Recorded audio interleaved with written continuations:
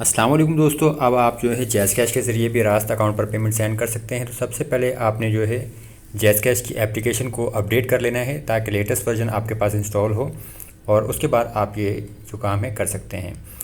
Application को open करेंगे तो आपके पास देखिए ऑप्शन आता है यहाँ पे सेंड का या मनी ट्रांसफ़र का सबसे पहले तो, और इसके ऊपर आपने क्लिक करना है मनी ट्रांसफ़र पे।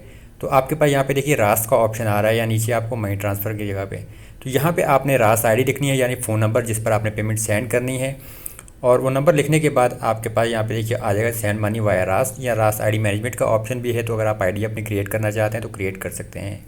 यहाँ से आपने जितनी अमाउंट सेंड करनी है आप वो लिखेंगे और फिर यहाँ पे देखिए अगर जिसको आप पेमेंट सेंड कर रहे हैं उसका फ़ोन नंबर लिखना चाहें तो आप लिख सकते हैं, या अगर आप स्किप करना चाहें तो आप उसका फ़ोन नंबर स्किप भी कर सकते हैं। ये लाजमी नहीं है, यानी ये रिक्वायर्ड नहीं है। यहाँ पे देखिए फिर जिसको आप पेमेंट सेंड कर रहे हैं उसका बैंक भी शो हो जाएगा और उसका नाम भी यहाँ पे शो हो जाएगा जैसे कि आपको यहाँ पर नज़र आ रहा है। इससे आपको पता चल जाएगा ठीक है जी आप सही अकाउंट पर पेमेंट सेंड कर रहे हैं। और उसके बाद आप यहाँ से जो पेमेंट सेंड करना चाहें तो उसको आप कन्फर्म कर सकते हैं, यानी आपको अपना पिन इंटर करना पड़ेगा। फिंगरप्रिंट के ज़रिए भी आप वेरिफिकेशन कर सकते हैं। यहाँ पर आप देख सकते हैं पेमेंट जो है सक्सेसफुली सेंड हो चुकी है।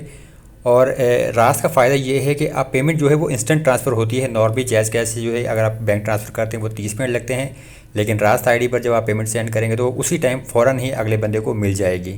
अब यहाँ पे अगर आप देखें ये मेरे पास SMS 2 रिसीव हो चुके हैं, तो इसमें भी आप चेक कर सकते हैं कि अगले बंदे को जो पेमेंट है उसी टाइम मिल चुकी है। तो इस तरह से आप रास्त आईडी के ज़रिए काम कर सकते हैं।